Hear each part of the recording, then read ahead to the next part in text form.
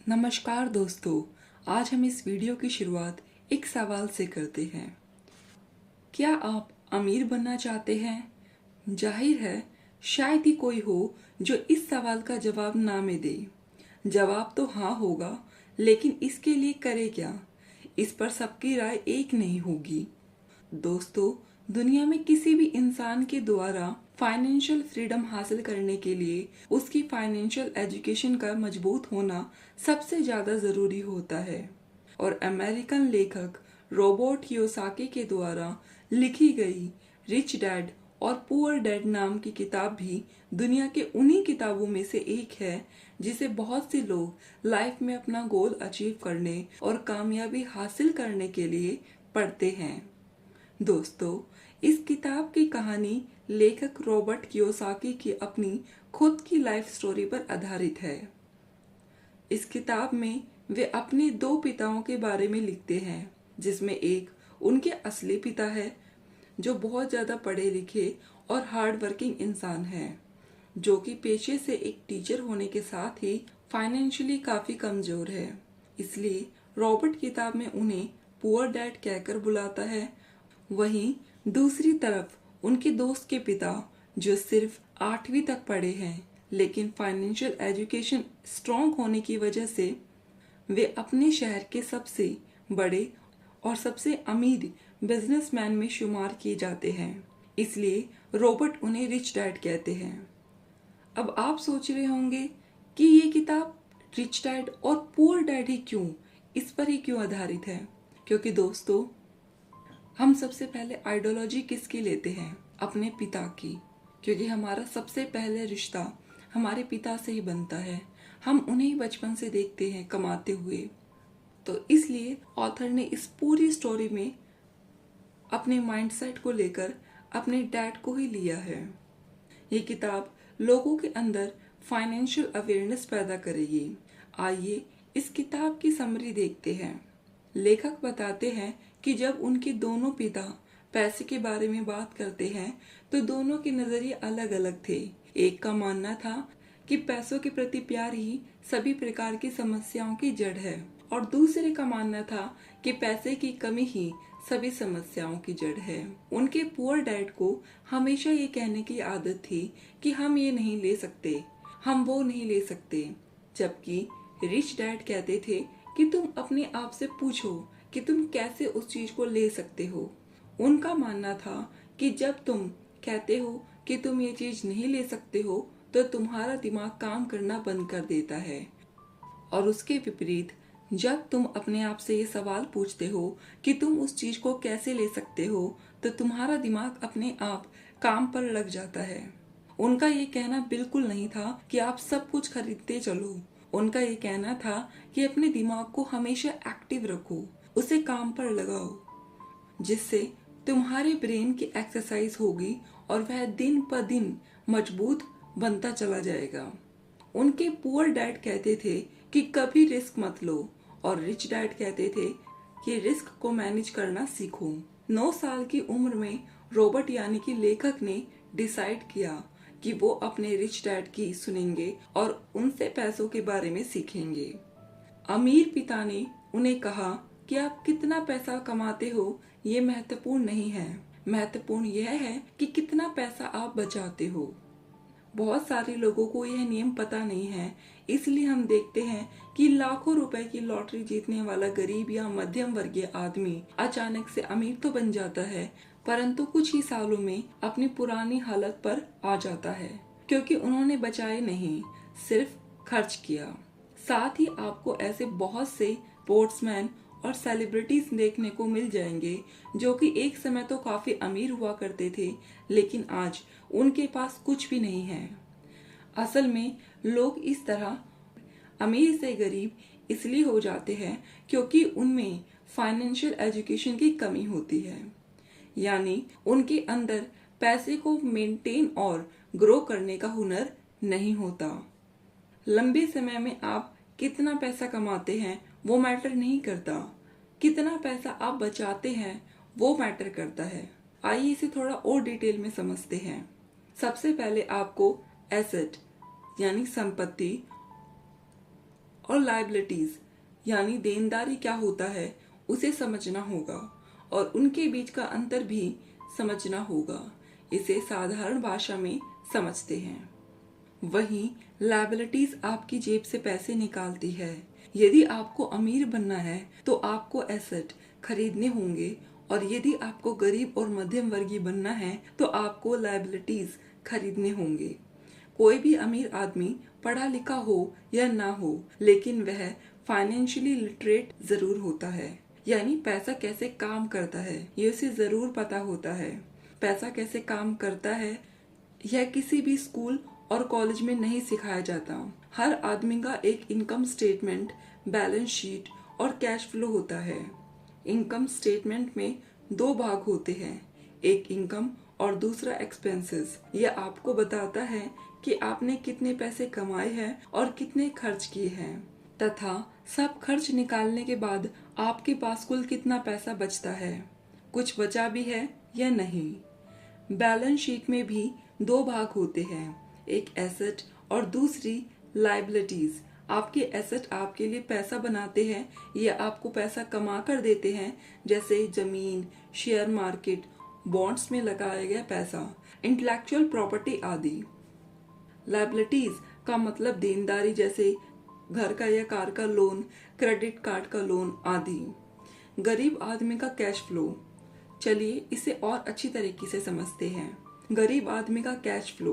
गरीब आदमी का कैश फ्लो कुछ इस प्रकार होता है कि गरीब आदमी के पास कमाई का स्रोत सिर्फ वेतन होता है। उनका लगभग पूरा पैसा कर, घर का किराया, खाना, कपड़े आदि में चला जाता है। महीने के अंत में अधिकतर इनके पास ना के बराबर पैसा बचता है और या कुछ नहीं बचता। अब गरीब आदमी की बैलेंस शीट देखते हैं। गरीब आदमी का एसेट्स का कॉलम हमेशा खाली रहता है। वे इसलिए होता है क्योंकि उनके पास महीने के अंत में कुछ नहीं बचता है। यदि बचता भी है तो वह उसे एसेट में नहीं लगाते हैं, बल्कि उसे टीवी आदि जैसी मनोरंजन साधन खरीदने में खर्च करते हैं। ऐसा इसलिए होता है क्योंकि उन्हें किसी ने एसेट्स के बारे में बताया नहीं होता, ना ही स्कूल में, ना माँ बाप ने और ना ही दोस्तों ने। लिएबिलिटीज वह खरीद नहीं पाते क्योंकि उनके पास उतने पैसे बचते ही नहीं हैं। आइए अब मध्यम वर्गीय आदमी का कैश फ्लो देखते हैं। मध्यम वर्गीय लोगों का एक सेट पैटर्न होता है। जिनकी जल्दी में शादी हुई है वे पहले किसी नए शहर में किराए पर रहने लगते हैं, फिर खुद का नया घर लेने के बारे में सोचते हैं और नया घर लेने के बाद वे फर्नीचर लेते हैं। फिर जैसे जैसे इनकी आय बढ़ती जाती है वे वैसे वैसे कार और कुछ दूसरा सामान लेने लगते हैं। फिर उनका लिएबिलिटीज का column home loan, car loan आदि से भर जाता है। इसके बाद लोन की किश्तों की वजह से उनका खर्चा बढ़ता है और उनकी पूरी सैलरी उनके मासिक खर्चे में ही चली जाती है। इस प्रकार उनका पूरा एसेट्स का कॉलम खाली ही रह जाता है। आइए अब अमीर आदमी का कैश फ्लो देखते हैं। अमीर आदमी के एसेट उनके लिए पैसा कमाते हैं। लेखक के गरीब पिता का लगभग सारी सैलरी उनके मासिक खर्चे में ही चली जाती थी और उनके अमीर पिता कई सालों से एसेट में पैसा लगा रहे थे, जिसके कारण उनका एसेट कॉलम उनकी लिएबिलिटीज से बहुत बड़ा हो चुका था, जो अब उनके एसेट उनके खर्चे से ज्यादा पैसे बना रहे थे। लेखक के अमीर पिता भले ही पढ़े लिखे नहीं थे, लेकिन वे पूरी तरह से फाइनेंशियली लिटरेट थे और पैसा काम कैसे करता है उन्हें बहुत ही अच्छी तरह से पता था। चाहे आदमी गरीब हो या अमीर, उसे पैसा तो कमाना आता है। उन्हें बहुत हार्ड वर्क करना तो आता है, लेकिन अपने पैसों से हार्ड वर्क करवाना नहीं आता है। वह बस खुद ही काम करते रहते हैं, अपने पैसों को काम पर नहीं लगाते हैं। जैसे जैसे उनकी कमाई बढ़ती है उसी के अनुपात में उनके खर्चे भी बढ़ते रहते हैं, चाहे उनका वेतन कितना भी बढ़ जाए और उनकी आर्थिक समस्या कभी खत्म नहीं होती है। वे यह कभी नहीं समझते हैं कि उनकी असली समस्या यह है कि उनके पास जो पैसा है उसे वह खर्च कैसे कर रहे हैं, इसका उपयोग कैसे कर रहे हैं। सबसे पहली बात तो आपको माननी चाहिए वह यह है कि सबसे पहले खुद को पे करो। जो भी पैसा आप कमाते हैं उसमें से कुछ हिस्सा अपने लिए रखो। यानी कि अपने लिए पैसे बचाओ और उन बचे हुए पैसों को ऐसे एसेट खरीदो जो आपके लिए पैसा बना सके, यानी आपको पैसा कमा कर दे सके। अमीर और गरीब लोगों में सबसे बड़ा अंतर यह होता है कि गरीब लोग सब पैसे पहले खर्च कर लेते हैं और अंत में वह उसे किसी एसेट में निवेश नहीं कर पाते हैं। वहीं अमीर लोग सबसे पहले अपने लिए पैसे बचाते हैं और उसके बाद अपने खर्चे करते हैं। यह करने के लिए बहुत ही प्रयास और सेल्फ डिसिप्लिन की जरूरत पड़ती है। कई बार आपके सामने कुछ आर्थिक समस्या आएगी, फिर भी आपको सबसे पहले खुद को ही पे करना है और उसे बचाना है। जब आप अपने ऊपर सेल्फ डिसिप्लिन करना सीख जाएंगे तो समझ लीजिए कि आपने अमीर बनने की तरफ अपना पहला कदम बढ़ा लिया है। जो लोग सबसे पहले खुद को पैसे देते हैं उनका कैश फ्लो कुछ इस तरह का होता है। Assets column, stocks, bonds, intellectual properties, business, liabilities, credit card, loan.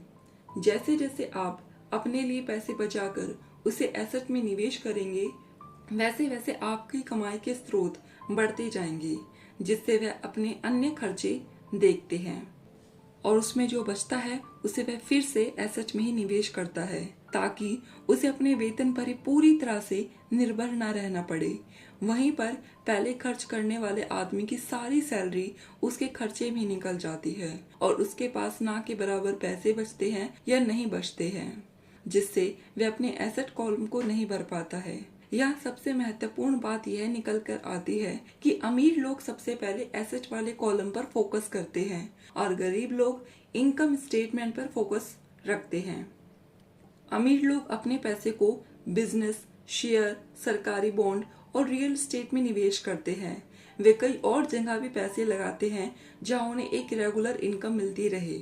उनका यह निवेश उनके लिए एसेट है जो उनके लिए पैसा कमाते हैं। जो एसेट आपको पसंद है आपको उसमें निवेश करना चाहिए। आपको ये पता करना चाहिए कि कौन कौन से एसेट की श्रेणियां आपको अच्छी लगती है। इसके बारे में बहुत ही गहराई से जाकर अध्ययन करना चाहिए, जानकारी लेनी चाहिए, जैसे वह आगे आने वाले समय में किस प्रकार का आपको मुनाफा दिलाएगी, उस एसेट से कोई अन्य स्रोत भी बन पाएगा या नहीं। लेखक को बिल्डिंग और जमीन बहुत पसंद है। इसके अलावा उन्हें इसकी गहरी समझ भी है, इसलिए वो इसमें ज्यादा से ज्यादा निवेश करते हैं। उन्हें छोटी कंपनियों में भी काफी जांच परख करके निवेश करना पसंद है। यहाँ पर एक और महत्वपूर्ण बात यह है, अमीर लोग महंगे बंगले, आभूषण, बड़ी गाड़ी आदि लग्जरी की चीजें आखिर में खरीदते हैं। सबसे पहले वो एसेट्स खरीदते हैं जहाँ से उन्हें कमाई होती है और इसी जगह पर गरीब और मध्यम वर्ग के लोग लग्जरी चीजें पहले खरीदते हैं। अमीर लोग सबसे पहले अपना एसेट का कॉलम मजबूत करते हैं, फिर उसे एसेट से मिलने वाली कमाई से वे अपने लिए लग्जरी का सामान खरीदते हैं। वे लगातार अपने दिमाग का उपयोग करते हैं, उससे एक्सरसाइज करवाते हैं, जिससे उन्हें पैसे कमाने के नए नए विचार मिलते रहते हैं। इस तरह वे लग्जरी का सामान खरीदने से पहले वे अपनी कमाई तथा उसके स्रोत बढ़ाने के बारे में पहले सोचते हैं। वहीं पर अन्य लोगों का एक ही कमाई का स्रोत होता है, वह है नौकरी, और जब वह कोई लग्जरी का सामान खरीदते हैं उनकी पूरी आर्थिक स्थिति बिगड़ जाती है। यहाँ पर इनकम समस्या नहीं है, समस्या यह है कि उसका प्रबंधन यानी मैनेजमेंट, यानी कि आप किस तरह आप उन पैसों का उपयोग करते हैं। अमीर लोग और अमीर बनते जा रहे हैं, गरीब लोग और गरीब बनते जा रहे हैं और मध्यम वर्गीय लोग संघर्ष कर रहे हैं, क्योंकि पैसों के बारे में हमारे यहाँ स्कूल, कॉलेज और घरों में नहीं सिखाया जाता है। हमारे स्कूल और कॉलेज में हमें सिर्फ प्रोफेशनल स्किल के बारे में सिखाया जाता है, फाइनेंशियल स्किल के बारे में नहीं सिखाया जाता है। आपके पास हमेशा मल्टीपल इनकम सोर्सेस होने चाहिए। अधिकतर लोगों का एक ही कमाई का माध्यम होता है जो कि उनकी सैलरी है। वे कहते हैं कि वे बहुत सुरक्षित जीना चाहते हैं, इसलिए वे अपनी सैलरी पर ही निर्भर रहते हैं, पर वे नहीं समझ पाते कि एक ही कमाई के स्रोत पर निर्भर रहना कितना बड़ा जोखिम है। इनकम सोर्स 3 प्रकार का होता है। पहला, ऑर्डिनरी मतलब आपकी सैलरी। दूसरा, पैसिव मतलब रियल एस्टेट आदि से कमाया गया पैसा। दूसरा, पैसिव मतलब रियल एस्टेट आदि से कमाया गया पैसा, यानी जहां से आपके ना रहने पर और ना ध्यान देने पर भी पैसा आए। तीसरा, पोर्टफोलियो मतलब शेयर बाजार और सरकारी बॉन्ड से कमाया गया पैसा। आज के समय में दुनिया के सबसे अमीर आदमी, अमेज़न के संस्थापक जेफ बेजोस और दुनिया के सबसे महान निवेशक वॉरेन बफे पोर्टफोलियो इनकम की वजह से अमीर बने हैं। वहीं अगर बात करें अमेरिका के राष्ट्रपति डोनाल्ड ट्रंप और इस किताब के लेखक रॉबर्ट, तो वो पैसिव इनकम की वजह से अमीर बने हैं। लेखक के रिच डैड कहते थे कि तुम्हें अपने ऑर्डिनरी इनकम सोर्स को जल्द से जल्द पैसिव इनकम में बदलना चाहिए, यानी अपना पूरा ध्यान एसेट का कॉलम बढ़ाने पर देना चाहिए। दिमाग हमारा सबसे पावरफुल एसेट है। अगर उसे हम अच्छे से ट्रेन करते हैं तो आपको कई अच्छे अवसर ढूंढने में और अच्छे अवसर उत्पन्न करने में मदद मिलेगी, जिससे आप बहुत अच्छी कमाई कर सकते हैं। टेक्सास यूनिवर्सिटी में मैकडोनाल्ड के संस्थापक रे क्रॉक ने एमबीए की एक क्लास में अपनी स्पीच दी। ये बात 1947 की है। उनकी ये स्पीच बहुत ही शानदार और लोगों को प्रेरित करने वाली थी। इस स्पीच के बाद क्लास के छात्रों ने उनके साथ कुछ समय बिताने की गुजारिश की, तो मैकडोनाल्ड के संस्थापक रे क्रॉक उन छात्रों के साथ जाने के लिए सहमत हो गए। इसी बीच बातों बातों में रे क्रॉक ने छात्रों से पूछा कि आप लोग जानते हो कि मैं किस व्यवसाय में हूँ। इस सवाल के बाद पहले तो छात्र हंसने लगे, फिर उनमें से किसी एक ने हिम्मत जुटाते हुए जवाब दिया कि जाहिर है आप हैमबर्गर बेचने के व्यवसाय में हैं। मैकडोनाल्ड की सफलता में फ्रेंचाइजी की जमीन और उसकी लोकेशन की अहम भूमिका है। जो मैकडोनाल्ड की फ्रेंचाइजी खरीदता है उसको वह जमीन भी खरीदनी पड़ती है। इसका सीधा सा मतलब है ये एक रियल एस्टेट बिजनेस भी है। आज मैकडोनाल्ड संसार में रियल एस्टेट का सबसे बड़ा स्वामी है, जो संसार के सबसे मूल्यवान चौराहों और सड़कों के नुक्कड़ों पर अपने कदम जमाए हुए हैं।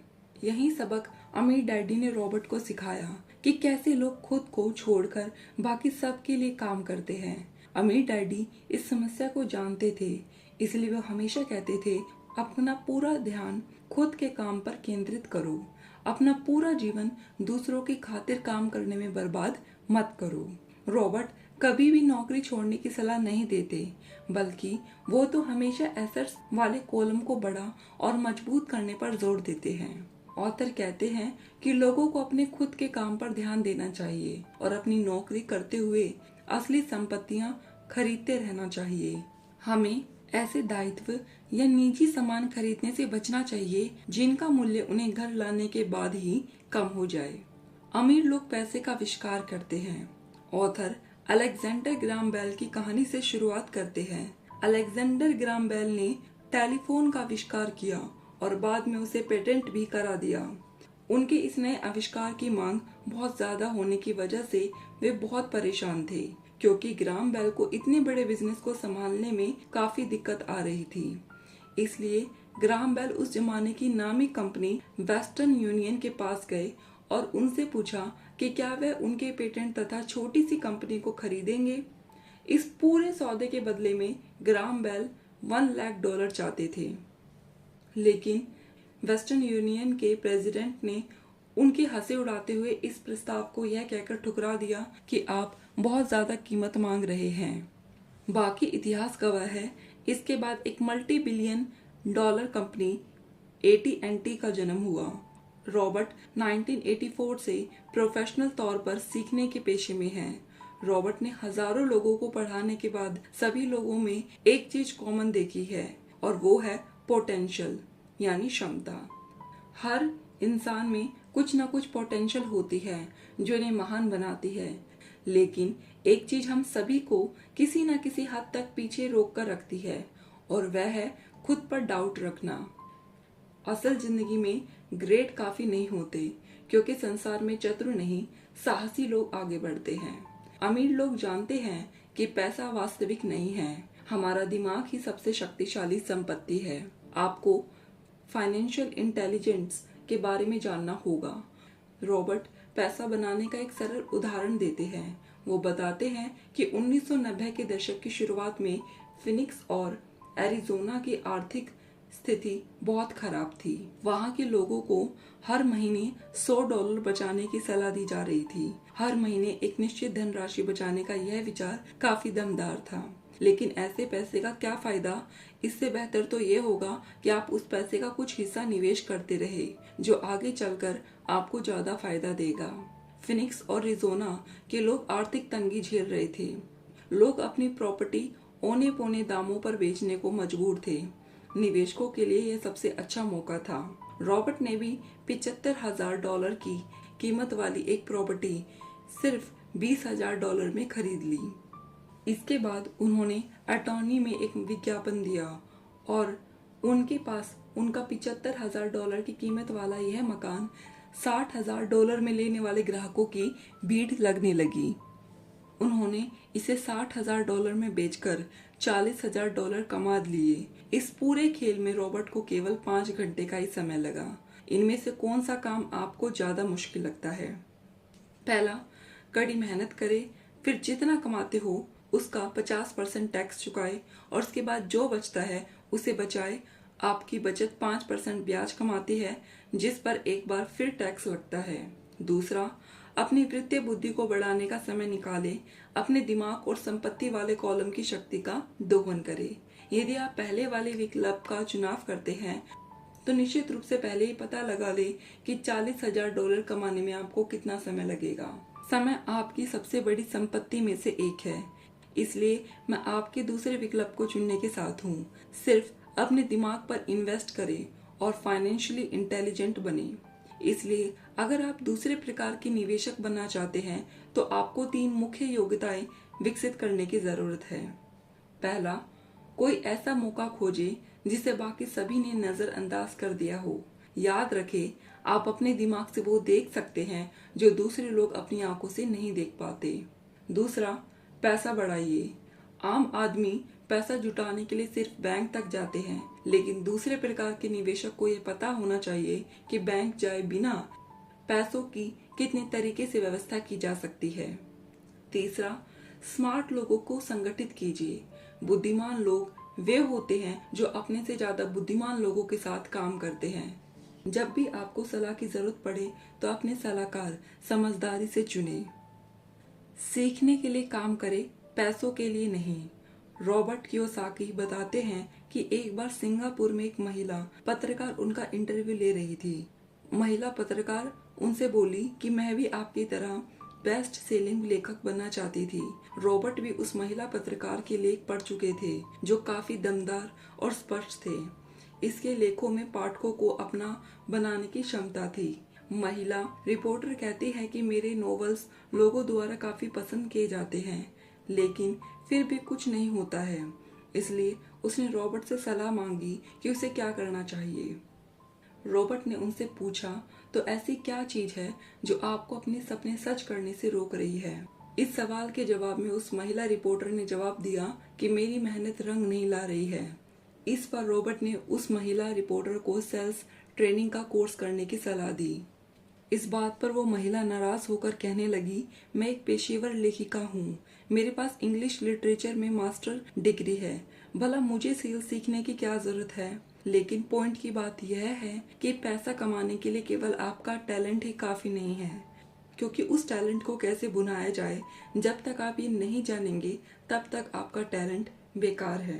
और मार्केटिंग की योग्यताएं सीखना ज्यादातर लोगों के लिए मुश्किल होता है, खास तौर पर अस्वीकृति के डर के कारण, लेकिन इसे सीखना बहुत जरूरी है।